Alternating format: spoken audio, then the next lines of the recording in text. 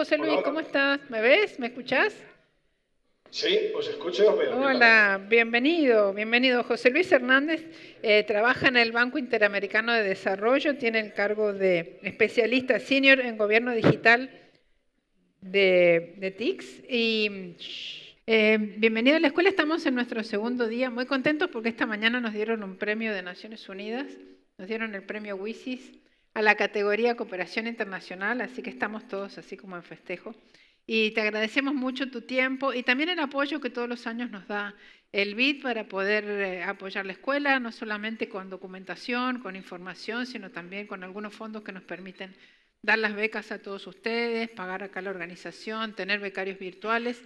Tenemos unos 100 becarios acá en la sala de toda América Latina y otros tantos virtuales, mayormente de la región, pero también tenemos gente de todo el mundo porque tenemos traducción español-inglés. Así que bueno, José Luis, bienvenido. Sé que tenés una presentación que le ibas a compartir directamente desde tu pantalla. Ah, perfecto, se ve muy bien. Maravilla. Bueno, bienvenido y todo tuyo, te escuchamos y después si podemos tenemos un ratito para algunas preguntas, si tenés tiempo y si más o menos estamos en tiempo del programa. Perfecto, oiga, sí, pues nada, muchas gracias lo primero por la invitación y efectivamente, como no puede ser de otra manera, un placer para nosotros poder colaborar con vosotros, al igual como bien decía, venimos haciendo en ocasiones anteriores. Siendo después de almorzar, es doble reto, ¿no? Para mí el mantener la audiencia viva y que ninguno quede por ahí con el cuello partido en su silla. Pero si eso ocurre, por favor, levantad la mano corriendo y me lo decís, como yo no os veo, para que podamos intentar cambiar el tema o algo, ¿no? Pero sí que es un reto importante, recién almorzar una presentación de este tipo. Pero voy a intentar ser breve para que en la medida de lo posible, como bien decías, Olga, nos permita después, si tenemos oportunidad, de tener alguna pequeña conversación, alguna pregunta, alguna interacción por vuestra parte, ¿no? Que realmente puede incluso llegar a ser lo más valioso, ¿no? El que tengamos esa interacción posterior. Entonces, eh, yo sí me gustaría empezar por qué entendemos por gobierno digital, ¿no? Que cuando pensamos en gobierno digital, ¿qué nos imaginamos? Y yo me gusta mucho esta imagen, no es porque la hiciera yo en su día, algún día la tengo que actualizar, de hecho, pero sí me gusta mucho porque representa lo que para mí es gobierno digital y lo que creo que en muchas ocasiones debemos transmitir. El gobierno digital es aquel que nos va a permitir que los ciudadanos y los profesionales realicen sus trámites con un gobierno de manera online y siendo totalmente ajenos y transparentes a la problemática de la administración. Y me explico, ¿no? Porque cuando una persona quiere una licencia de obra para hacer obra en su casa o necesita un certificado de estudios apostillado para presentarlo en otro país, pues empiezan a complejizarse ciertos trámites que pueden al principio parecer sencillos, pero que empezamos a complejizar cuando entran en juego distintos organismos, ¿no? Un título universitario apostillado o una solicitud de beca pues requerirá que el Ministerio de Hacienda o el de la Oficina de Impuestos verifique que tiene los impuestos al día y que tu nivel de ingresos no supera cierto umbral para poder otorgarte esa beca, etcétera. Entonces, para un trámite que puede parecer sencillo, empiezan a intervenir distintos organismos, que como todos sabemos, pues en algunas ocasiones la burocracia de los gobiernos no es tan rápida como esperásemos. Entonces, ahí es donde empieza a entrar en juego el gobierno digital, porque esto nos va a permitir, como bien saben todos ustedes, de manera automatizar muchos de esos trámites y por lo tanto que se generen de manera prácticamente automática, incluso en muchas ocasiones casi en tiempo real, y que esa interacción entre distintos organismos pues pueda realizarse de una manera automática y sin intervención humana. Y por lo tanto, que esos trámites, más que un calvario, se conviertan en algo que se pueda producir de manera sencilla, rápida y con una interfaz amigable para que un ciudadano o un profesional pueda realizar esos trámites de manera con su tablet, con su computadora y prácticamente de forma inmediata. Pero claro, eso va a requerir que en muchas ocasiones contemos con un gobierno digital que de alguna manera se encargue de hacer la dirección de orquesta, ¿verdad? Y que haya un gobierno digital que ponga encima de la mesa algunos de esos servicios comunes que nos permitan organizar que todo se hable con el mismo idioma. Y cuando hablo de idioma, hablo de documentos, de expedientes, de firmas, de documentos registrales, etcétera. Entonces, cuando esos apuntes registrales, esa identidad digital, los expedientes, los documentos, etcétera, todo tiene los mismos formatos, todo tiene el mismo lenguaje, vamos a ser capaces de que las máquinas hablen entre ellas de manera automática. Y ahí es donde entra en juego algo muy valioso que es los servicios comunes digitales. Entonces, en resumen, cuando pensamos en un gobierno digital, vamos a pensar en que los distintos organismos que prestan servicios a los ciudadanos están conectados entre ellos de manera transparente a los ciudadanos para que estos sean capaces de poder interactuar con la administración pública siendo ajenos a esa complejidad que cada administración tiene en cada uno de sus países, ¿verdad? ¿Qué es lo que ha pasado en América Latina y el Caribe? Bueno, esto ha pasado en muchos sitios. Ha pasado en muchos sitios, pero bueno, si nos centramos en la región, precisamente uno de los aspectos más importantes que ha ocurrido es que hemos digitalizado a un golpe de urgencia. Porque veníamos en una situación en la que la digitalización era importante. Todo el mundo creía en la digitalización y todo el mundo esperaba digitalizar antes o después. Estaban los planes, unos más, otros menos. Pero realmente fue la pandemia del coronavirus el que realmente impulsa de una manera estratosférica la digitalización de las administraciones públicas de América Latina y el Caribe. ¿Qué es lo que ha desembocado esta digitalización con prisas? Pues que se trabaja muchísimo, se ha trabajado mucho, pero en algunas ocasiones encontramos que ciertos servicios o ciertas soluciones no terminan de encajar, bien sea entre ellas o bien sea entre las soluciones y los ciudadanos. Y esto nos ha ocurrido precisamente porque no hemos utilizado en muchas ocasiones ese lenguaje común del que hablábamos. Así pues nos vamos a encontrar servicios que nos están arrojando un resultado que cuando lo necesitamos para iniciar otro trámite en otra administración no nos vale. No reconocen los formatos, no reconocen las firmas, no reconocen ciertas situaciones que los mismos gobiernos dentro de un país están generando ellos mismos y que por lo tanto son incompatibles entre servicios. O, por ejemplo, también valga esta metáfora para hablar con el ciudadano, ¿no? Un servicio que no está dando al ciudadano lo que está esperando cuando realmente arranca un servicio. Y es que no hemos tenido en cuenta a los ciudadanos. En muchas ocasiones no estamos teniendo en cuenta a los ciudadanos. Y esto también ya va más allá incluso de la pandemia en sí misma, ¿no?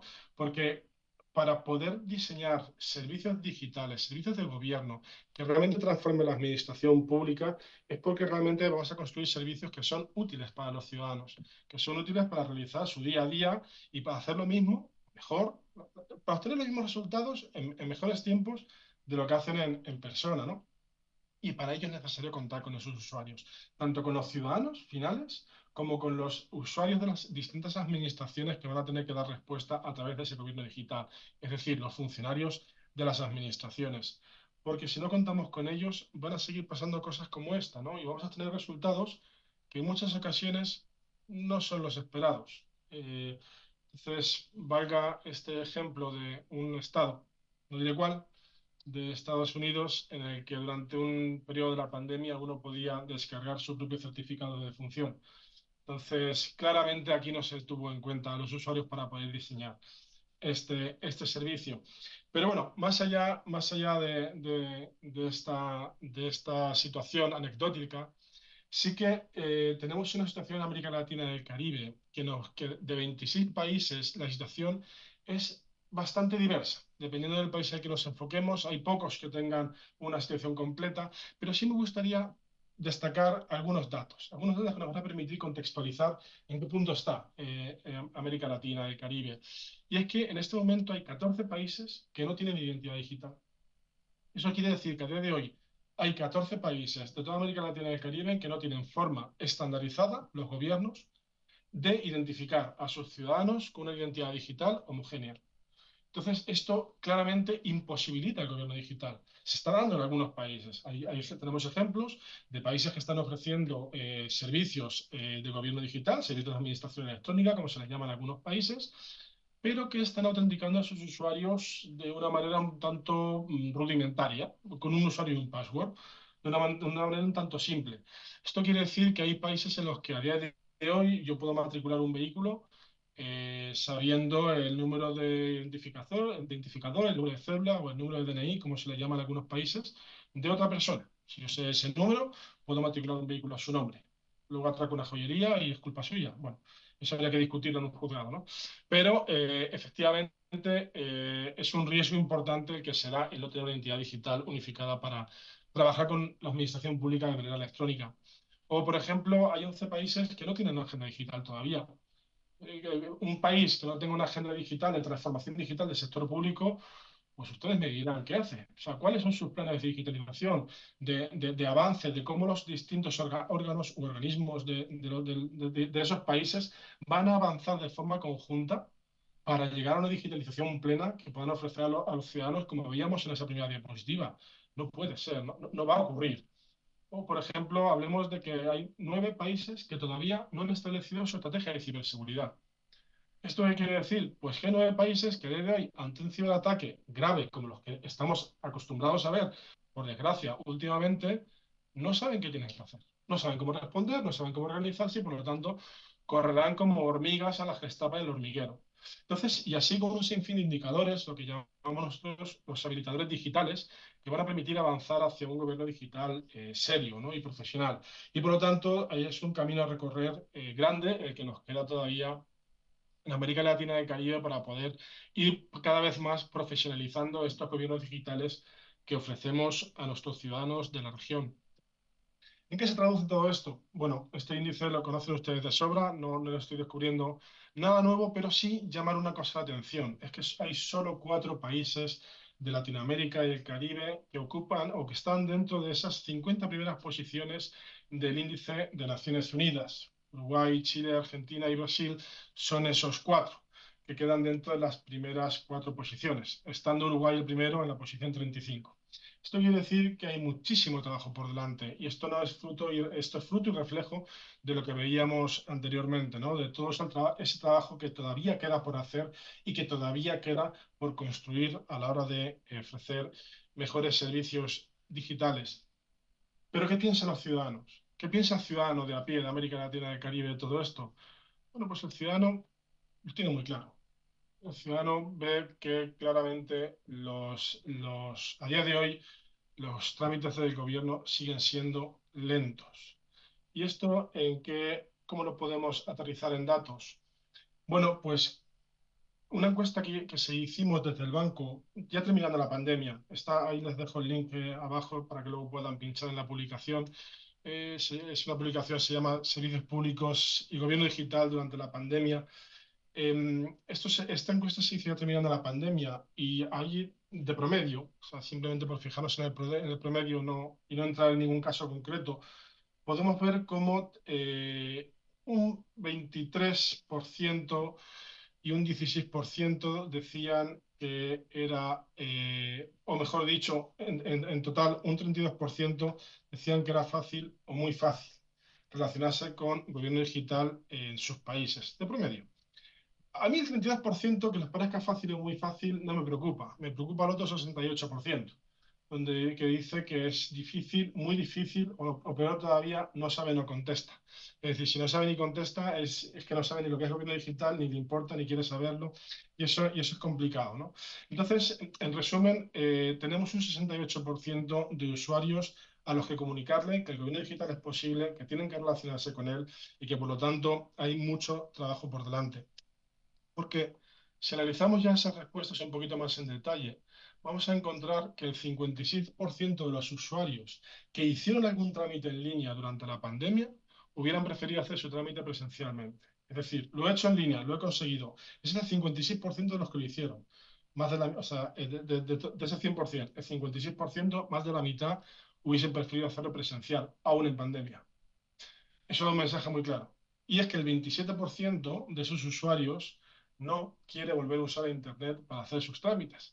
Entonces, todos sabemos que la confianza es muy difícil conseguirla, pero se pierde en un segundo. Y esto es lo que ocurrió en esa digitalización apresurada que ocurrió en pandemia. Todavía arrastramos muchos de esos servicios digitales que están operativos en muchos países de la región, pero que poco a poco se está trabajando en su reconstrucción o su remodelación para poder ajustarlos cada vez mejor a las necesidades reales de los usuarios.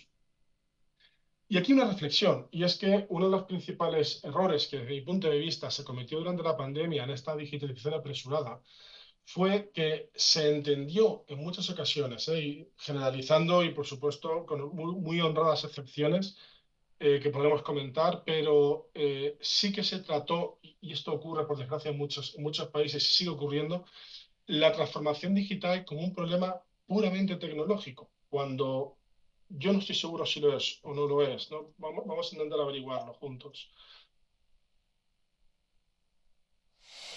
¿Tú sabes, por ejemplo, cuándo se inventó la rueda? Hombre, concretamente el día no. Ya, bueno, pero más o menos. Año 3500 antes de Cristo, según Wikipedia, que es la fuente que yo manejo. Sí. ¿Y la maleta? Ya, eso ya. 1500. Ah, sí, antigua Roma, sí. ¿Vale? 500. ¿Y la maleta con ruedas? Eso es muy reciente. En 1972. 20 siglos tardamos en darnos cuenta. 2000 años Sí. cargando con el macuto en vilo. ¿Sabes?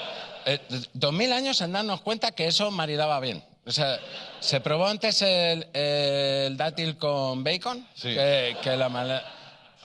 Quiero decir, Aldrin, Armstrong y Collins, que fueron a la Luna en el 69, Sí. se fueron hasta el cohete con la maleta en la mano, en vilo. ¡Oh! ¡Qué dato! Me encanta. Bueno, y efectivamente valga una pequeña nota de humor para ver que claramente el problema de la transformación digital no es un problema tecnológico. La tecnología, mucha de la tecnología que necesitamos a día de hoy para tener un gobierno digital pleno ya está inventada hace años. Hace muchos años que tenemos identidad digital, que tenemos plataformas de interoperabilidad, que tenemos formas de estandarizar los asientos registrales, de estandarizar la semántica de los expedientes y los documentos electrónicos. Es decir, si utilizásemos la tecnología que a día de hoy tenemos al alcance de nuestras manos para transformar digitalmente los sectores públicos, nos sobraría más tecnología de la que realmente a día de hoy está inventada. Que seguimos inventando tecnología, por supuesto. Valga el ejemplo de que todos hoy día tenemos en boca la inteligencia artificial generativa, ¿no? Sin ir más lejos. Pero sin contar ni siquiera tan siquiera con ella a día de hoy, ya podríamos tener gobiernos digitales plenos en toda Latinoamérica. Pero el problema claramente no es tecnológico. El problema en la mayoría de las veces es un problema organizativo, un problema de gestión del cambio, un problema que va a trascender a la parte legislativa, a parte normativa y por lo tanto también como última guinda del pastel en ese diseño de servicios digitales a los usuarios. Porque en ocasiones nos empeñamos en digitalizar el caos. Cuando decimos, vamos a digitalizar, vamos a transformar digitalmente el servicio, ¿no? Y aquí es donde entra el juego de palabras. Porque cuando decimos, vamos a digitalizar este servicio, ¿qué significa? Convertirlo en digital. O sea, llevarme a una plataforma digital, a un portal web, todos esos trámites burocráticos que a día de hoy una persona tiene que hacer en presencial, en una oficina, y por lo tanto trasladarle a esa persona, a ese ciudadano, el problema de si antes venías con toda tu documentación, era el funcionario quien te las escaneaba, las subía al sistema, arrancaba tu trámite, ahora te lo pongo en línea, tienes que hacer lo mismo, pero encima el problema de digitalizar lo es tuyo, es decir, además cómprate un escáner. Entonces, eso no es transformar digitalmente, eso es digitalizar. Que bueno, en algunas ocasiones para trámites sencillos o trámites que no tengan optimización posible, pues está muy bien. Pero para aquellos trámites en los que realmente requieren una transformación digital, la transformación digital es hacer las cosas distintas utilizando la tecnología. Entonces, y lo que nos ocurre es que también es cierto, esto que hay que decirlo sin que nos oiga mucha gente, pero es cierto que muchas veces los propios clientes no nos dejan, no quieren. Entonces, cuando uno va a un organismo a decir, vamos a transformar digitalmente todos estos trámites burocráticos y tenemos que empezar por entender cuáles son nuestros procesos para realmente poder atacar la transformación de los mismos, no conseguimos en muchas ocasiones realmente poder rascar más allá de intentar llevar lo que ya existe digital, que puede ser una opción como primer paso, pero sin olvidar que ese segundo paso realmente tiene que atacar la transformación que realmente subyace por debajo. Bueno, ¿qué estamos haciendo desde el BID para atacar todos estos problemas que hemos ido hablando y situaciones que tenemos? Lo primero que tenemos encima de la mesa es una estrategia además muy interesante. Si no la conocen, yo les animo a conocerla porque realmente es una estrategia que nos permite tener encima de la mesa todo aquello que realmente el BID en su naturaleza y en su, y en su alma mater está. Y es, a día de hoy, nuestros tres objetivos es reducir la pobreza y la desigualdad, atacar el cambio climático, ¿no? E impulsar el crecimiento sostenible regional. Esos son nuestros tres objetivos desde el BID. Y bueno, evidentemente hay otras áreas, que lo que llamamos áreas de foco operacional, son siete áreas de biodiversidad, protección social, igualdad de género, capacidad institucional, etcétera, ¿no? Son esas 7 que aparecen ahí. No las voy a leer, las tienen todas ahí. La estrategia es pública, pues si la quieren leer, es muy interesante. Y si hacemos foco en capacidad institucional, ahí claramente se nos habla en esa estrategia de cómo la transformación digital puede ayudar a conseguir estos objetivos, a reducir esa pobreza, a atacar el cambio climático y a impulsar ese crecimiento sostenible regional. Y nos damos cuenta cómo estamos abordando proyectos y estamos poniendo en marcha proyectos que nos están permitiendo realmente conseguir estos objetivos. Les voy a dar dos ejemplos. Uno, mujeres indígenas conectadas. Se puso ya en marcha y estamos ampliando un proyecto interesantísimo en Panamá de cómo estamos dándole capacidades digitales a las mujeres indígenas de Panamá para que realmente puedan entrar en un mundo laboral que a día de hoy para muchas comunidades de indígenas es absolutamente desconocido. Y tengamos en cuenta que en la región de media, sí, como número medio, solo el 26% de la población tiene las capacidades digitales básicas, lo que la OCDE llama, competencias digitales básicas. La media de la OCDE es el 68%. Entonces estamos hablando de la región que realmente necesitamos atacar. Entonces son proyectos que atacan el problema de raíz.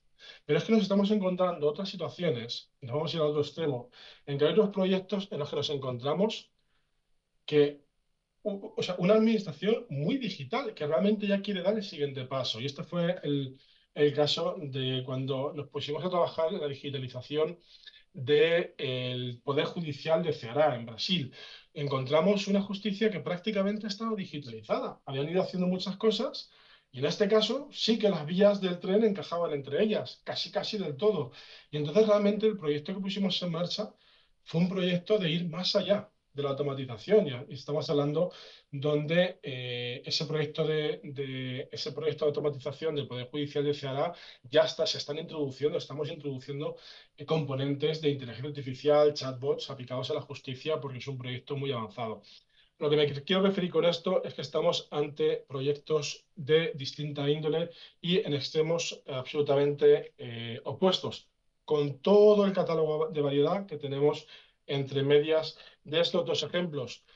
Aquí simplemente algunas de las últimas operaciones que están en marcha y que representan estos proyectos. Hay muchísimas más. Simplemente aquí les he traído algunas a colación, porque como también son públicas, en la página web del BID se puede consultar la operación y leer la documentación y en qué consiste, etcétera. Algunas que desde el punto de vista digital me han parecido interesantes para que las puedan tener por si en algún momento quieren consultar alguna de ellas. Lo más importante, entender la realidad, lo que está ocurriendo ahí fuera, ¿no? Y este es un proyecto que a mí me resultó fascinante, porque nos pusimos a diseñar el proyecto de justicia, de transformación de la justicia, justicia digital en Panamá. Y entonces nos pusimos a debatir durante varios días de los componentes que iba a tener la operación, en qué iba a consistir, los objetivos, etcétera.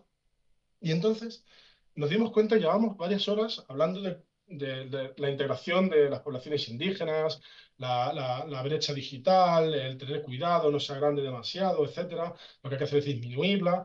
Pero claro, todos estábamos allí con nuestro traje, nuestra corbata y el aire acondicionado enchufado en Panamá. Entonces ahí me fui a una comunidad indígena a pasar el fin de semana para intentar entender realmente qué es la justicia digital para ellos, para qué es la justicia digital. Entonces, bueno, yo la historia se la cuento en otro momento, si quieres luego en el turno de preguntas. Aprendí más de plantas medicinales que de justicia digital, pero la experiencia no la cambio, ¿eh? No la cambio por nada. Pero sí fue muy interesante, realmente se extrajeron insumos muy interesantes para el proyecto, para realmente diseñar una operación de préstamo, un proyecto de inversión que realmente sea útiles a comunidades que están ajenas a la digitalización, a la transformación digital y mucho menos cuando hablamos de sectores tan complicados como puede ser el de justicia, ¿no? Y esto lo estamos haciendo a través de que nos está permitiendo, o sea, el conocimiento de la región nos está permitiendo ayudar a nuestros clientes, ayudar a los gobiernos a atacar la problemática de la transformación digital como un todo, ¿no? Como una visión holística donde las operaciones se encajan en ese puzzle. Es un gran puzzle donde las operaciones de préstamo del banco van a encajar como una pieza.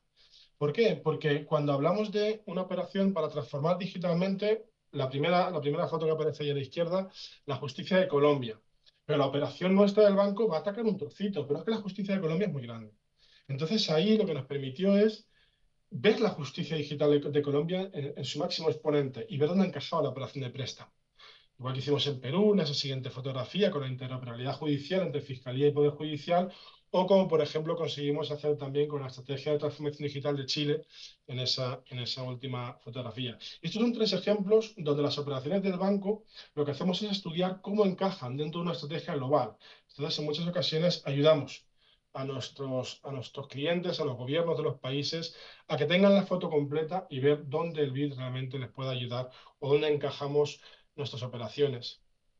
Para ello, también estamos generando muchísimos encuentros regionales que están dando unos frutos tremendos. Empezamos en el 2022, recién acabadita la pandemia, donde ya se podía viajar, etcétera, y entonces empezamos a montar unos encuentros regionales para conocer la experiencia de la transformación digital de España. Es uno de los países que desde hoy está en la punta de lanza de los servicios digitales a ciudadanos y transformación digital.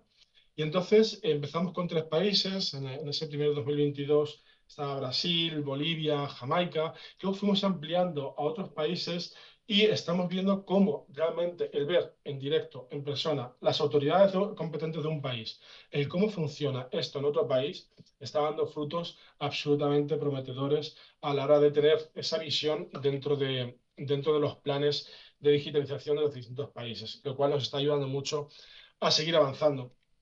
Y solo hay que ver algunos números. O sea, si vemos a día de hoy que tenemos abiertas, solo en el departamento en el que estoy yo, dentro del banco, 65 operaciones digitales por valor de 3.200 millones, pero es que vienen de camino 40 más por valor de 8.500 millones. Es decir, la demanda en transformación digital está siendo increíble. O sea, está siendo de una manera exponencial la demanda que estamos recibiendo. Y esto no es más que el reflejo de lo que ya veíamos hablando antes, ese boom de digitalización que se produjo precisamente por la pandemia, como decíamos, nos acordamos que va a llover cuando truena, pues efectivamente la venimos arrastrando y todavía estos gobiernos de Latinoamérica quieren seguir avanzando en su digitalización de los gobiernos.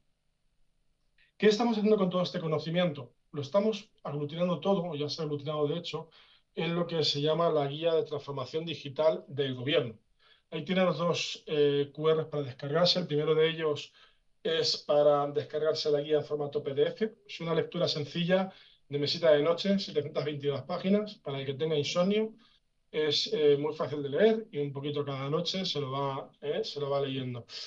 Y ese segundo QR que está en color naranja es el mismo documento, la misma guía, pero está colgada en una plataforma que se llama Cancha Digital. Ahí uno puede crearse un usuario y puede leer la guía de manera interactiva. Lo bonito de esto es que a modo de un libro electrónico, un iPad, etcétera, puede crearse notas, comentarios, subrayados, etcétera, ¿no?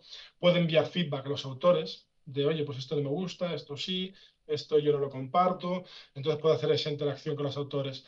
El documento está igualmente, por supuesto, es accesible al público gratuito, está accesible para todos ustedes, tanto en su versión PDF como el acceso a Cancha, para lo cual hay que crearse un usuario, pero simplemente por el hecho de que con un usuario creado uno va a poder mantener sus comentarios, sus subrayados, etcétera, dentro de su perfil, lo cual es personal e intransferible. Esa es la guía de transformación digital del gobierno. ¿Y qué dice esta guía? Los QRs van a seguir apareciendo ahí, pues si alguno no le ha dado tiempo a escanearlo, no se preocupen. ¿Qué dice esta guía? Pues la guía lo que nos dice es que efectivamente para transformar digitalmente un gobierno tenemos que ir más allá de la tecnología, no podemos pensar en tecnología. Está muy bien cuando hablamos de transformación digital y todo el mundo piensa páginas web, portales web, herramientas, apps para el teléfono, sí, pero esto tiene que tener distintas dimensiones y cada una de ellas tiene su parte de importancia dentro de la transformación digital y todas ellas y cada una con su instrumento hacen que la orquesta suene bien. La primera es la gobernanza y la institucionalidad, es decir, alguien tiene que dirigir la orquesta, alguien tiene que ponerle el sentido a los planes, a las inversiones, a las coordinaciones entre organismos, etcétera, precisamente para evitar que cada uno vaya por su lado, ¿verdad? Y aquí pues hay que hacer comités, hay que crear un ente rector, quién va a ofrecer esos servicios comunes, quién va a crear los estándares de conexión, etcétera, etcétera. Más allá de los tecnológicos, estamos hablando sobre todo de la interoperabilidad semántica. El marco normativo, igualmente, necesitamos mucho más que una ley que diga, y se usarán los medios electrónicos, está muy bien, pero hace falta mucho más marco normativo. ¿Cómo se van a proteger los datos? ¿Cómo vamos a aterrizar esta protección de datos en un esquema de interoperabilidad? ¿Cómo se van a proteger cuando hay interoperabilidad? ¿Estamos autorizados a intercambiar datos entre organismos si el propósito es un ciudadano? Bueno, pues va a depender de la legislación, o sí o no. ¿Y cómo aterrizamos esto en protocolos de intercambio semántico-técnico? O sea, son muchas la normativa, y por eso normativa y no marco legal, que va a descender fruto de la necesidad o la obligación legal de tener gobierno digital dentro de un país. Entonces, esto se nos puede llenar de normas. Yo conozco muy bien el caso de España porque he participado en muchas de las redacciones de esas normas y a día de hoy el documento que contiene es un documento que aglutina toda la normativa de gobierno digital y, si no recuerdo mal, son como 3.000 o 4.000 hojas o algo así, lo que tiene ese documento con toda la normativa, desde cómo se escanea un documento hasta los principios legales que tienen que marcar dentro de la administración. Talento digital y gestión del cambio, es decir, ya tenemos la institucionalidad, quién va a dirigir la orquesta, el marco normativo que va a regir en todo esto, cómo vamos a abordar la transformación digital desde un punto de vista de talento, qué talento necesitamos, tanto para hacer la transformación digital como quien la va a recibir, y por lo tanto, cómo vamos a hacer esa gestión del cambio. Y esto en sí mismo es todo un arte, con un montón de información que pueden ustedes encontrar en la guía de cómo abordar todo este proceso. Infraestructura y herramientas tecnológicas. Ahora sí, hablamos de tecnología. ¿Qué infraestructura, qué herramientas vamos a necesitar poner en marcha? Y sobre todo con una visión muy de servicios comunes, ¿no? De lo que hablábamos, intentamos ofrecer una sola plataforma de firma o una sola plataforma de identidad, etcétera. Y cuando digo una sola plataforma, no tiene por qué ser solo una solución. Pueden ser varias soluciones, pero que de alguna manera estén orquestadas, con un broker por encima. O sea, hay muchas formas de solucionar esto, pero que sí que al menos al usuario le simplifiquemos la vida lo máximo posible y hagamos que las soluciones que haya sean interoperables. Aquí entra en juego toda esa tecnología. Y por último, los procesos y servicios digitales, porque al final todo esto se hace para algo, y es para que el ciudadano pues tenga servicios digitales. Y aquí, sobre todo, yo me gusta pensar mucho en lo que hemos hablado muchas veces de carpeta ciudadana, el portal único de trámites, es decir, aquellos espacios donde los ciudadanos pueden acceder y entrar a su espacio de la administración, donde tienen todos sus expedientes, donde tienen toda su información y por lo tanto pueden iniciar cualquier trámite o consultar los resultados de cualquier trámite que hayan realizado con anterioridad. Y al final, estos 5 ejes juntos son los que realmente hacen que la administración en su conjunto funcione. Esto sería un zoom de cómo esos 5 ejes, todas aquellas palancas de cambio, que esos 5 ejes nos dicen que tenemos que poner encima de la mesa a la hora de transformar digitalmente un gobierno. Se lo dejo aquí para su consulta y también para el turno de preguntas si fuese necesario. Y más allá de esta guía, que está muy bien y es muy completa, pero ya estamos trabajando en las siguientes guías que vienen de camino. Y, por ejemplo, esta guía, cómo se aplica al sector justicia, está a punto de salir. Ya prácticamente le faltan unas semanas. Luego va a haber también una específica de gobernanza e institucionalidad, que también viene de camino. Y ya estamos trabajando también con los distintos sectores para ver cómo se aplica esta guía en otros sectores más allá del de justicia. Estamos viendo migraciones, educación, transporte, etcétera, etcétera. Son algunos de los sectores con los que ya estamos trabajando para ver cómo la digitalización o transformación digital de esos sectores se une a todo este ecosistema para ofrecer a los ciudadanos servicios holísticos. Esta es como pinta la guía de justicia, para que vean ustedes que efectivamente es una especialización de la guía del gobierno, pero con el foco en justicia. Entonces, cuando tengan oportunidad de leerla, van a ver cómo cada uno de los distintos capítulos va haciendo enlaces con la guía original, puesto que la guía original de transformación digital, es la visión holística de todo el gobierno, y luego ya van a estar las sectoriales que van a enganchar con ella. Entonces, todo este conocimiento va a estar disponible próximamente para toda su consulta. Al final de lo que se trata es darle respuesta a una sociedad que viene de camino, que requiere tiene unas necesidades muy distintas a las que hemos tenido últimamente, ¿no? En los últimos años. Estamos ante una sociedad que viene de camino, pues que es capaz de estar delante de la ronda de noche de Rembrandt, dándole la espalda prácticamente porque está muy ocupada con sus temas digitales, ¿no? Y esta sociedad realmente nos está pidiendo que subamos de nivel los gobiernos, ¿no? El gobierno electrónico estaba muy bien, el interoperable todavía en muchas ocasiones, en muchos países todavía estamos en ello. Automatizado prácticamente es un sueño, y el gobierno proactivo, pues algún día lo veremos, ¿no? Pero es posible. El tema es que es posible, y la sociedad nos está empujando a conseguir, a ir avanzando, subiendo de nivel estos gobiernos que nos vienen de camino. Porque esta sociedad no nos va a permitir, o no nos debe de permitir, y no lo va a hacer, situaciones como esta. Quería darme de alta en autónomos. Ventanilla de información, modelo TA1, lo cumplimenta en esa mesa y después... Lo he traído relleno.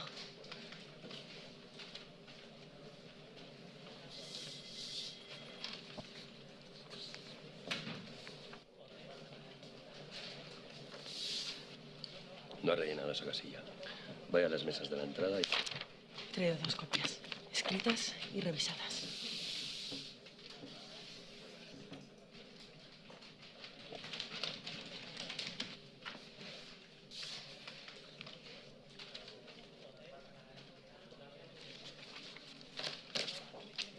Le falta el peso de Hacienda. Y la fotocopia.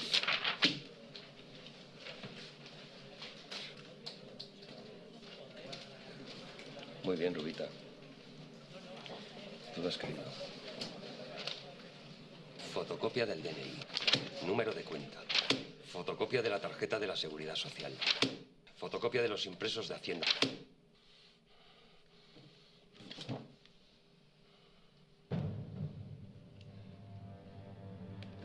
Doble fotocopia del modelo 036, numerado y grapado.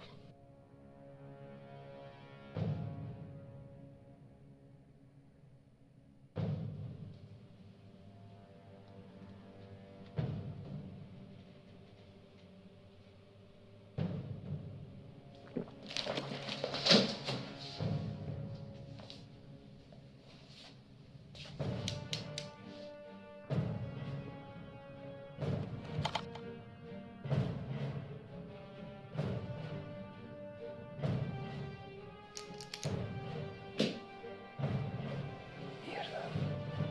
Petrus azul.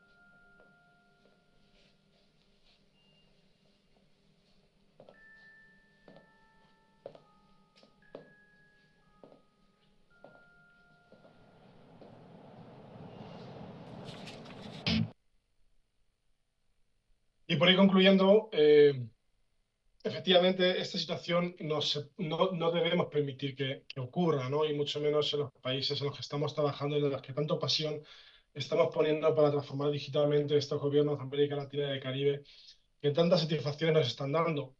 No sé si conocen ustedes la historia de Ernest Shackleton cuando dirigió la expedición transantártica, ¿no? Y él publicó este anuncio en el periódico donde decía que se buscan hombres para un viaje peligroso con sueldos bajos, frío extremo, largos meses de completa oscuridad, peligro constante, volver a salvo es dudoso y el honor y el reconocimiento solamente en caso de éxito.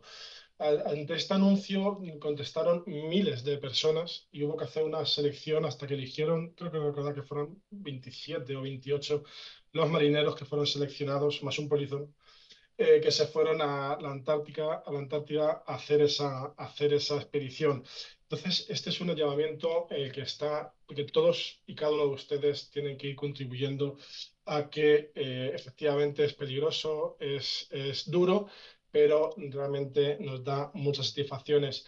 En muchas ocasiones no tenemos muchas veces la ayuda que se nos requiere, ¿no? Que necesitamos para poder llevar a cabo estos proyectos, porque en muchas ocasiones la cultura, como ustedes conocen a Peter Drucker, se desayuna a la estrategia, ¿no? Entonces, en muchas ocasiones tenemos que luchar contra estas adversidades. Pero si algo nos tiene que quedar claro, es que se puede, se debe y que no debemos olvidarlo ninguno de los días que estemos trabajando en el ámbito de la transformación digital. Si conocen ustedes esta imagen, que entiendo que la conocen, es el cartel de Facebook, y hasta aquí todo bien. Lo que no mucha gente sabe es que por detrás del cartel de Facebook está esto. Y para el que no lo conozca, Sun Microsystems fue la gran tecnológica de los años 80 y 90. Inventaron Java. ¿Vale? Esa fue la gran tecnología de los 80 y 90. Acabó desapareciendo en 2010, la absorbió Oracle. No fueron, no, que desde mi punto de vista creo que no terminaron de adaptarse a los cambios que se estaban produciendo muy deprisa, ¿no? En aquellos momentos. Acabó desapareciendo. Cuando Facebook se instaló en su edificio, que compraron para poner su headquarters, decidieron no quitarle el cartel, sino darle la vuelta para que todos y cada uno de los empleados, cuando se diese a trabajar, recibiese el mensaje todos los días de si no seguimos innovando, podemos llegar a desaparecer como le pasó a nuestro predecesor en este mismo edificio, a Sun Microsystems. Así que, señores, a seguir innovando todos y cada uno de los días en los que trabajemos en este ámbito. Muchas gracias y a su disposición para responder a cualquier pregunta.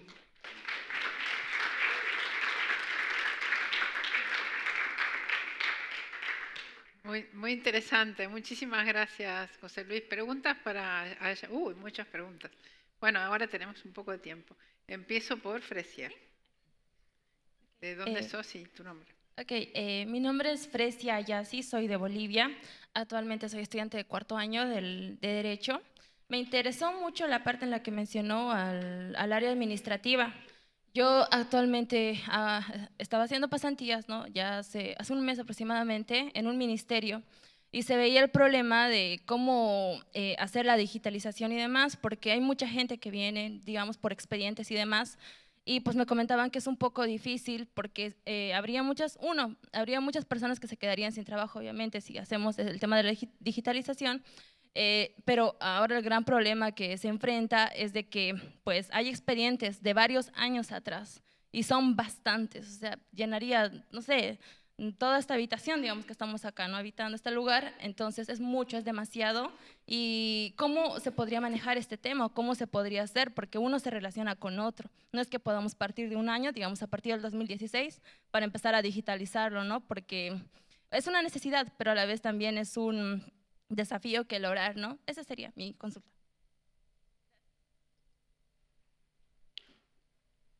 Voy contestando o cómo hacemos.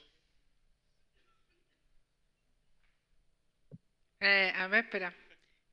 Permiso. Tomamos varias preguntas, ¿querés? Porque hay como muchas manos. ¿Cuánto tiempo tenés? Yo tengo como unos 10-15 minutos. Ok, entonces tomamos unas 3 preguntas y después otro día sí, ¿sí? Y cuando tengas que irte nos avisas y ya está. ¿Sí se oye? Sí, habla cerquita.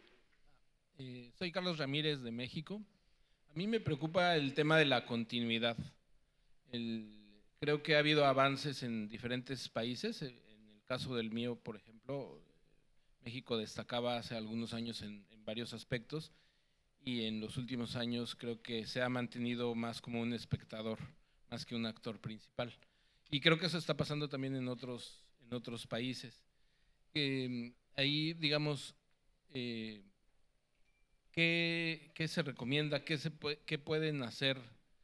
Pues más que los gobiernos, ahora yo creo que las sociedades o los que somos ciudadanos, pues para que haya continuidad en las políticas públicas, en los procesos de digitalización, de transformación digital, porque creo que es un fenómeno que también está siendo presente en varios países. Una más y... Ay, Dios, 1, 2, 3. Voy a ¿quién nunca preguntó? Ella nunca preguntó. ¿Qué tal? Mucho gusto. Mi nombre es Ximena Cuscano de Perú. Primero que nada, felicitarle por la presentación. Nada mejor que ejemplificar lo que ha venido haciendo. Y mi consulta va más por la parte de los cambios que pueden haber. Yo formé parte de la Secretaría de Gobierno Digital allá en Perú. Y si bien he visto muchos proyectos junto con mis compañeros en donde también ha participado el Banco Interamericano de Desarrollo. Sin embargo, a nivel regional, ¿no? Conocemos que en la administración pública usualmente hay cambios y a veces en algunos países más que en otros.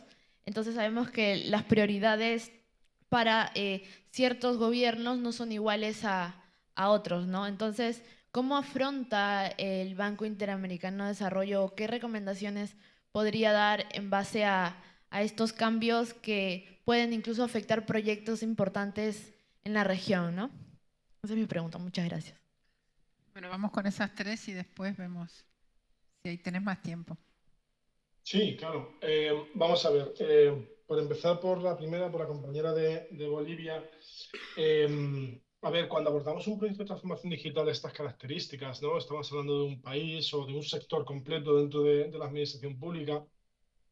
Evidentemente, las estrategias de digitalización o de transformación digital van a ser distintas en cada caso. Hay distintas estrategias. Ejemplo 1, digitalicemos todo lo que hay abierto, pendiente, incluso el histórico que tenemos, para que el día X, el día que decidamos arrancar en digital nuestras nuevas funciones, pues lo tenemos todo almacenado ya en digital y por lo tanto, a partir de ese día, trabajaremos todo en digital.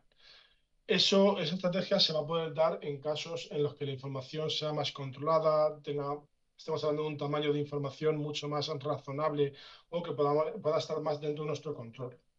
Estrategias que nos van a venir bien, nos van a ayudar en situaciones como la que comenta, en la que partimos de que tenemos tantísimos expedientes que sería imposible digitalizarlos todos, entonces la estrategia suele utilizarse una estrategia distinta. ¿En qué consiste? Construyamos las herramientas digitales para dar respuesta a nuestro negocio, para dar respuesta a nuestros ciudadanos en aquellas materias que nos competen en el ámbito X, en el que sea, para poder empezar a funcionar con todo lo nuevo a partir de tal fecha. Lo viejo seguirá, o lo viejo, lo actual, o lo que vivía hasta la fecha elegida, seguirá tramitándose de manera tradicional, en papel, etc. Con la salvedad o con la estrategia de que evidentemente esos expedientes vivos que estaban en papel irán muriendo poco a poco en papel. Lo que se suele hacer cuando pasa cierto tiempo, imaginemos, pongamos para un ejemplo, 2 años, nos vamos a dar 2 años de plazo, donde ya muchos expedientes empezaron a tramitarse en electrónico, todo lo nuevo empezó a ser electrónico, de los que había habido en papel fueron muriendo y nos encontramos con que a día de hoy todavía nos queda un X en digital. ¿Qué se suele hacer? O sea, perdón, X en papel. ¿Qué se suele hacer? Pues seleccionar de ese X cuáles son aquellos expedientes por su materia, por su complejidad, etcétera, que son más susceptibles de vivir durante más tiempo. Normalmente se suele utilizar el Pareto, ¿no? Es decir, qué 20% de expedientes realmente es el 80% del grueso que realmente va a ser útil en los próximos años desde el punto de vista de relaciones con el ciudadano. Abordemos la digitalización de esos expedientes. ¿Qué nos va a quedar fuera del sistema digital después de todo ese tiempo? Nos van a quedar fuera del sistema digital aquellos expedientes que poco a poco, durante un X tiempo de vida más, seguirán formando parte del trabajo diario.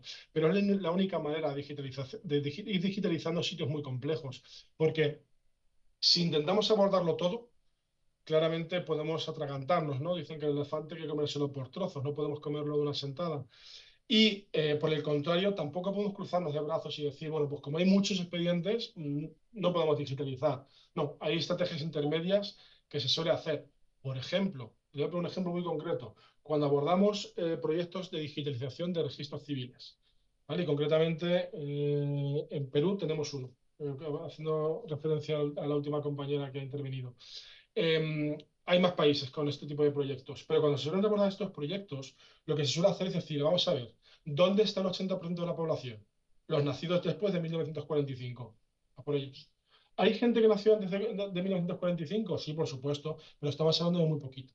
Entonces, lo que se suele hacer es ir a por las actas de nacimiento, los registros civiles de aquellas personas nacidas después de esa fecha. Y entonces, con el 20% de los libros de los registros civiles, vamos a llegar a digitalizar el 80% de la gente viva de un país. Eso quiere decir que los certificados de nacimiento los vamos a poder emitir de forma automática a través de Internet, sin necesidad de presencia. Luego podemos ir a por las actas de matrimonio y luego por las actas de defunción, etcétera. De tal manera que el histórico, poco a poco, va a desaparecer. Ese 20%, por la ley de la vida y la naturaleza, va a desaparecer. ¿Que terminamos el proyecto nos queda tiempo? Bueno, a lo mejor abordamos 5 años más para atrás para tener el 100%. Pero de que abordemos el proyecto seguramente ese 10%, ese 15% ya haya de forma natural desaparecido. Entonces, son estrategias de digitalización sin tener que digitalizar todo un histórico. En cuanto al comentario que también hacías de, claro, mucha gente que se va a quedar sin trabajo. Bien, como cualquier otra revolución industrial, esto no deja de ser una revolución también industrial, ¿vale? En este caso de digital. Yo, desde mi punto de vista, no se pierden trabajos, se transforman, ¿vale? La gente se reinventa. Cuando pusimos las notificaciones electrónicas en España, yo me acuerdo que en España existe una figura que se llama procurador, que es la persona que es el mensajero del abogado, ¿vale? Siendo muy simplista, hace más cosas, pero básicamente es el que lleva los papeles al juzgado y vuelve al abogado, ¿vale? Le lleva los papeles y vuelve. Cuando pusimos las comunicaciones electrónicas entre juzgados y abogados, esta gente decía, es que nos vamos a quedar sin trabajo. Yo recibía amenazas como director de informática. Entonces, hay que reinventarse y la población se va reinventando y va buscando otros trabajos. Desaparecerán unos, aparecerán otros.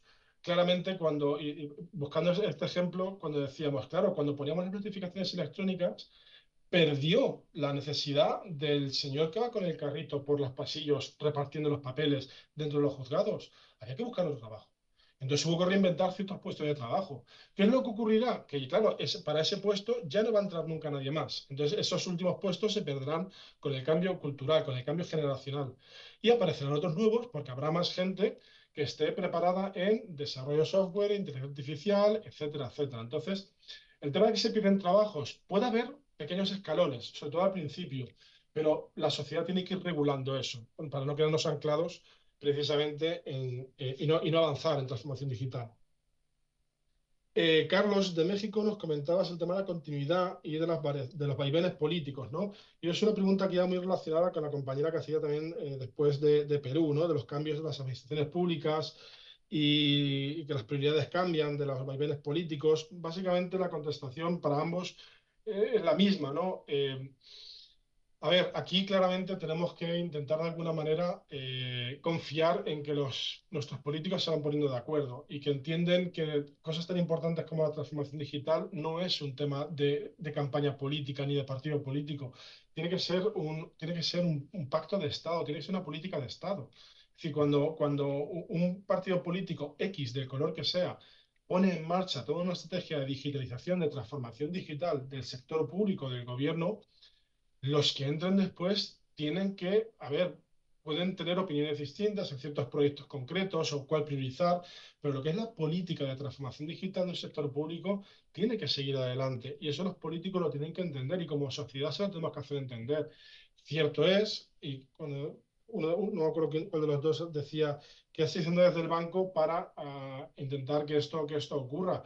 Bueno, nosotros siempre que hay unas contrapartes nuevas en un gobierno, intentamos de alguna manera hacerles ver todos los avances que desde el punto de vista, independientemente de la política, se están haciendo desde el punto de vista de transformación digital, las bondades que tiene, qué se puede conseguir, lo bueno que es, por qué mejora el país.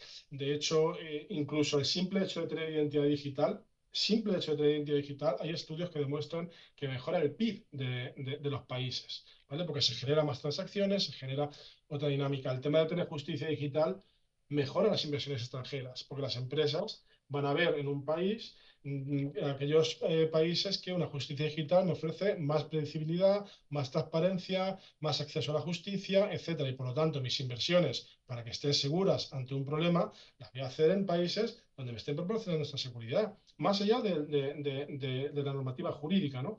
Entonces, hay muchos beneficios que nosotros siempre les explicamos a los países. Ahora bien, la voluntad de los políticos dirigentes de un país es soberana y contra la Iglesia hemos topado.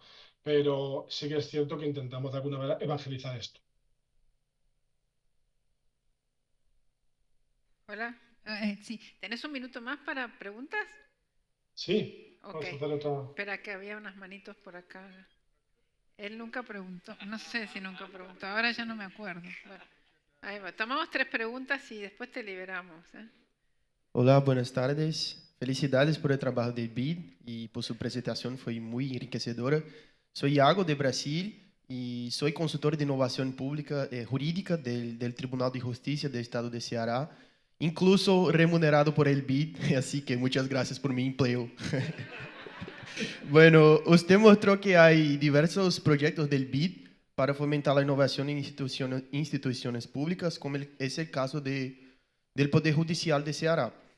Como había en su presentación, allí estamos más allá de la automatización. Hay un verdadero plan de transformación digital y también de innovación no digital, por ejemplo, con design thinking y lenguaje claro. Así que mi consulta es, ¿qué considera el BID para invertir en transformación digital? ¿Por país, por institución, por proyectos? Me pareció muy interesante el mapeo que presentó y me dejó curioso. Muchas gracias y felicidades.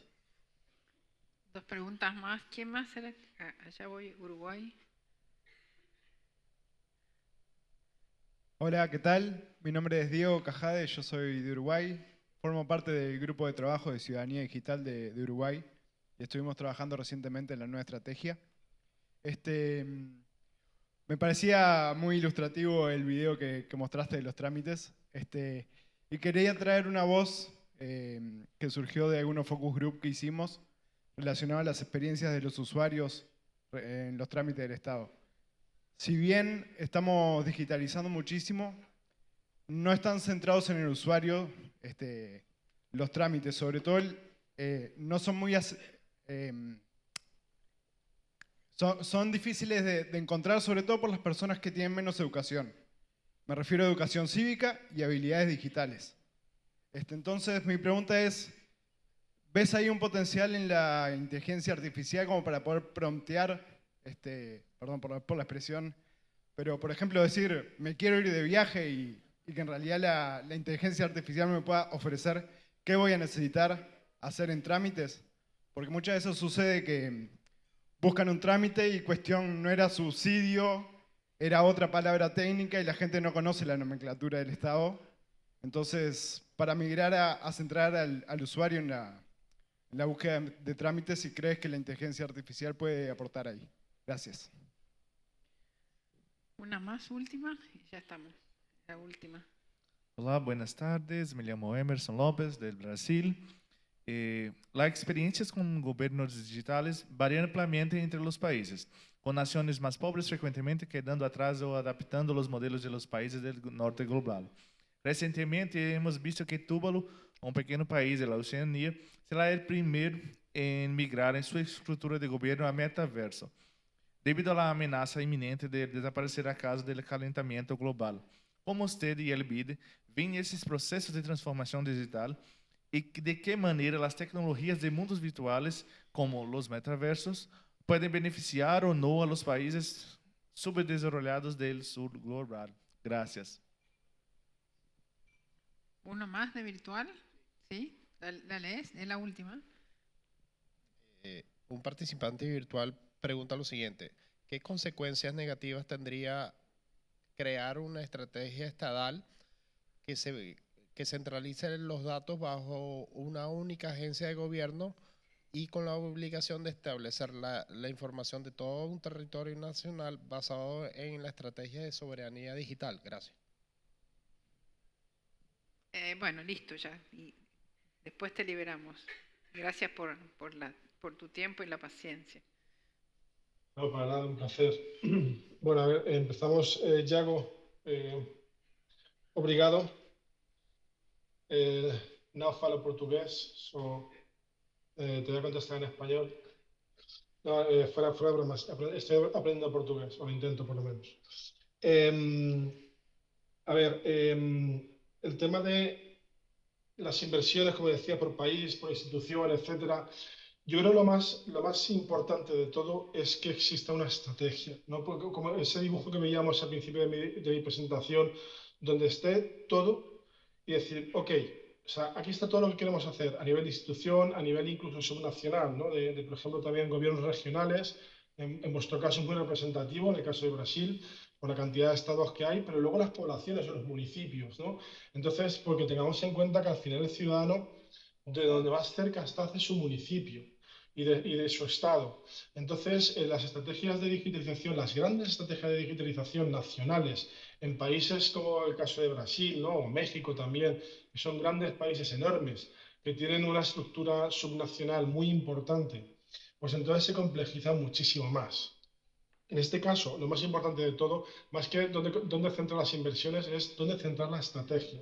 Y entonces la estrategia tiene que ser una estrategia realmente muy madura, que permita no solo ver todas las conexiones que hay que hacer entre las distintas instituciones, que sí, que está muy bien, pero el cómo ver la estrategia de transformación, cómo se va a llevar a cabo.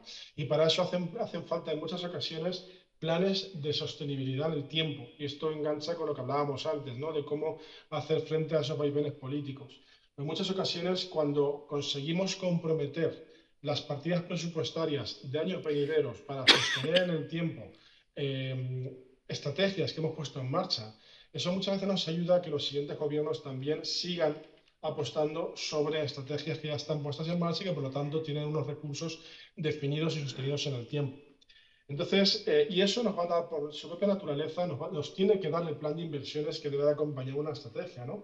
La estrategia, en contra de lo que muchas veces pensamos dentro de un país, es mucho más allá que una agenda digital. Decimos, una agenda digital está muy bien porque marca dónde está el faro, dónde está la luz, dónde queremos ir. Está muy bien la agenda digital, pero la estrategia es mucho más. La estrategia es, tengo esa agenda y necesito saber cómo lo voy a conseguir. Y todos esos planes de cómo lo voy a conseguir, el plan de inversión, el plan de aprovisionamiento, el plan de transparencia, el plan de financiamiento, etcétera, ahí entra en juego pues, el plan de financiamiento, cómo voy a financiarme con el BID, con recursos nacionales, con el Banco Mundial, etcétera.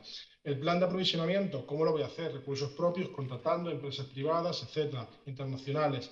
Hay un sinfín de planes que deben de acompañar el cómo voy a conseguir esos objetivos. Y ahí entra en juego por lo que decíamos, ¿no? el que ese plan de inversiones tendrá que ir atacando las distintas partes. En unos casos será la parte más institucional de los gobiernos, en otro caso será más las subregionales o subnacionales, y por lo tanto ir comiéndonos, como decíamos, ese elefante por trocitos, ¿no? Diego de Uruguay nos preguntabas el tema de trámite centrados, el potencial de la inteligencia artificial, trámites que no están centrados en los usuarios, etc. Ok, vamos a ver. Hablábamos, en una de mis diapositivas hablábamos en esa pirámide que decía el gobierno electrónico, gobierno digital, gobierno proactivo, ¿no? el interoperable, ¿cómo era? El interoperable y proactivo. Entonces, cuando queremos ir a un gobierno digital proactivo, ¿es posible? Por supuesto que sí, y la inteligencia artificial ayuda muchísimo. De hecho, por ejemplo, y les voy a poner un ejemplo concreto. A día de hoy en España, uno en su carpeta ciudadana, un ciudadano español, yo entro en mi carpeta ciudadana y me dice, su pasaporte va a caducar dentro de X tiempo. Y entonces al lado tienes el botón de seleccionar cita. Entonces, ya me está diciendo un trámite que tengo que hacer y que yo a lo mejor no lo sé, no me acuerdo. ¿Por qué? Porque me acordaré cuando me vaya de viaje, que es el ejemplo que ponías, y vea que mi pasaporte está caducado o a punto de caducar. Entonces, ¿para qué las prisas, no? Bueno, mi carpeta ciudadana ya me avisa. Su licencia de conducir está a punto de caducar. Entonces, pedí cita. Entonces, esa proactividad que un gobierno te va a dar eso, por ejemplo, puede ir mucho más allá, porque estamos hablando de cosas muy básicas, porque son cosas que son fechas, que vienen en un documento y están en una base de datos, y por lo tanto es un algoritmo que va a recorrer esto. Si a este tipo de proactividad básica le añadimos inteligencia artificial, el potencial es enorme. Es decir, a día de hoy, una persona que simplemente por el hecho de inscribir a un menor recién nacido, o que el hospital donde da a luz una persona, y ese niño se inscriba por el hospital en el registro civil y diga, este señor, este bebé es hijo de fulanito y menganito. A partir de ese momento, que un algoritmo de inteligencia artificial recorra toda mi historia y me diga qué trámites puedo hacer para pedir una ayuda, para pedir un subsidio, para tener una baja de paternidad, yo qué sé, las 1000 cosas que ocurren cuando uno tiene un bebé y que no sabe qué tiene que hacer. Cualquiera de nosotros que hemos tenido un bebé, yo no sabe qué tiene que hacer. Al final te vas enterando porque uno te dice, porque el otro tal. ¿Por qué no es la administración, desde el punto de vista proactivo, con inteligencia artificial, la que me dice, ¿has tenido un bebé? No pasa nada. Mira, como eres funcionario del gobierno, puedes hacer esto, esto y esto. Además, como estás casado, no lo sé, o sea, los trámites que se pueden hacer, no tengo ni idea. Entonces, eso de inteligencia artificial, el potencial es brutal. Ahora bien, con la salvedad de que has puesto un ejemplo muy interesante. Es decir, por ejemplo, yo me voy de viaje y tal, no sé qué toca hacer. Incluso hablamos de personas mayores que no tienen competencias digitales, ¿no? Porque a lo mejor yo las tengo. Y el algoritmo de inteligencia artificial me identifica, me manda un email con un acceso a mi carpeta ciudadana, donde me ha preparado todo un catálogo de trámites que yo puedo hacer en base a mi situación que acaba de ocurrir. Y el gobierno proactivamente me ha preparado esa selección. Y yo puedo acceder con mi identidad digital, los miro, etc. Pero claro, cuando hablamos de mi madre, con 81 años, le mandan ese email, lo primero que hacer es coger el teléfono y decirme, hijo mío, ¿qué hago con esto? Lo primero es que le leeré yo el email, por supuesto, pero bueno. Entonces, ¿la inteligencia artificial para esos casos es útil? Yo creo que todo lo contrario, es contraproducente, desde mi punto de vista. ¿Por qué? Porque yo creo que les va a alejar más. Si una persona mayor que no tiene competencias digitales no quiere un algoritmo de inteligencia artificial, ni quiere un chatbot, ni una máquina automatizada que le diga lo que tiene que hacer, quiere una persona que se lo explique. Entonces, la inteligencia artificial creo que puede dar muchos beneficios a aquella parte de la población que ya tiene las competencias digitales y que por lo tanto no se va a asustar de la inteligencia artificial, pero para personas de poblaciones vulnerables, personas mayores, etcétera, yo creo que le puede agrandar más la brecha si no se anda con muchísimo cuidado la gestión del cambio de la inteligencia artificial. Yo me imagino a mi madre que una máquina le llame y le diga, señora, tiene usted esto, esto, esto, porque soy un algoritmo de inteligencia artificial que ha averiguado. Ay, madre, colega.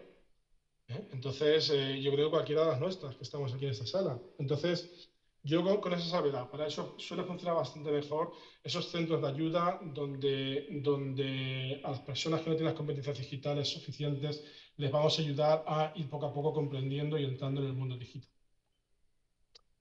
Y bueno, yo creo que Emerson también básicamente va muy relacionado sobre todo con el tema del metaverso, ¿no?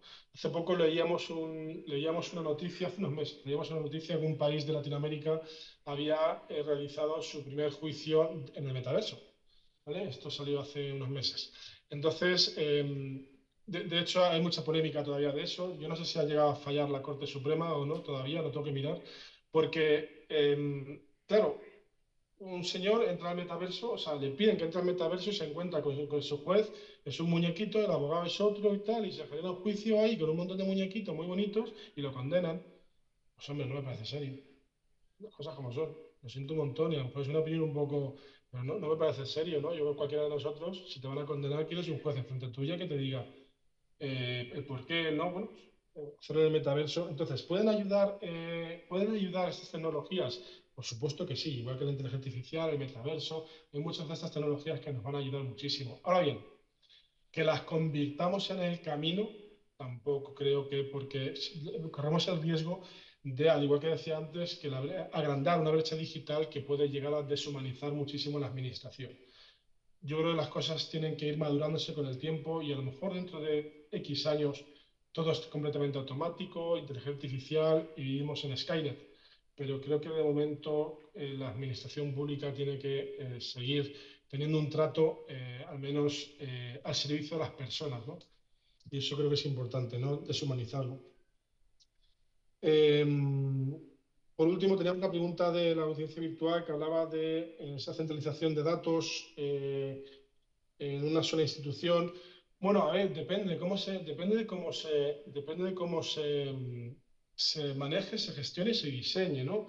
Porque cuando hablamos de centralizar datos, podemos hablar de centralizar datos desde un punto de vista físico, es decir, tenemos un data center donde están las máquinas de toda la administración pública perfectamente custodiadas, con unas medidas de seguridad brutales, y estamos mejorando la situación que a día de hoy muchos organismos tienen porque sus máquinas están en cuartos literal, en algunos cuartos de limpieza o incluso en cuartos de baño, y están los servidores de los datos. Y centralizamos todos esos servidores en un gran data center, perfectamente en un búnker custodiado por policía, ¿están mejor custodiados? La respuesta es sí. ¿Están centralizados? Bueno, si cada uno gestiona sus máquinas en remoto, lo único que está en un sitio físico mucho mejor cuidado, la respuesta es no. Ahora bien, opción B, resulta que no, ese data center que ha creado el ente rector del gobierno digital de un país va a aglutinar en sus bases de datos todos los datos y a cada uno le va a dar acceso a su espacio. Igualmente, ¿estamos mejorando en cuanto a protección de infraestructura y sobre todo en muchos casos infraestructuras críticas? La respuesta es sí. ¿Está ese órgano central gestionando los datos? No. ¿Bien hecho? Por supuesto, no. Etcétera. O sea, lo que me refiero es que hay muchos diferentes niveles de cómo hacer esa centralización, ¿no?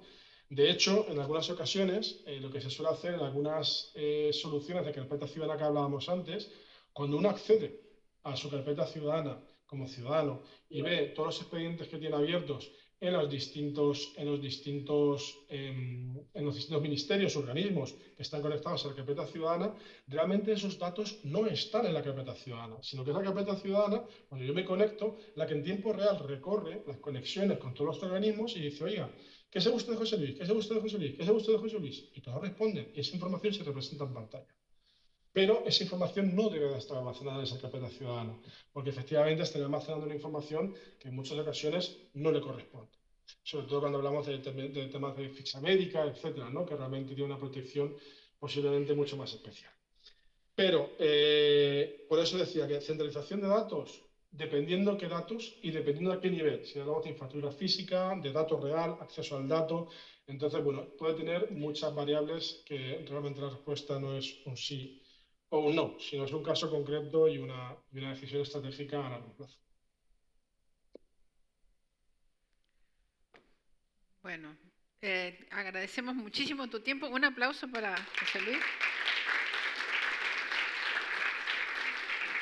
Especialmente por la presentación, me pareció súper interesante. Si nos podemos, quizás un PDF que pudieras compartir, así lo compartimos con los becarios. Creo que para todos fue muy interesante y tenía un montón de información que nos puede ser muy relevante para todas nuestras actividades.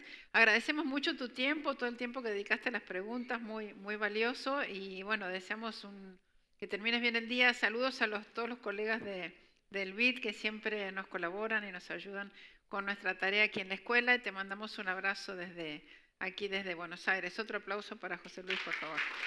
Gracias. Muchas gracias a vosotros. Que se dé bien y termine bien el curso. Gracias, muy amable. Adiós.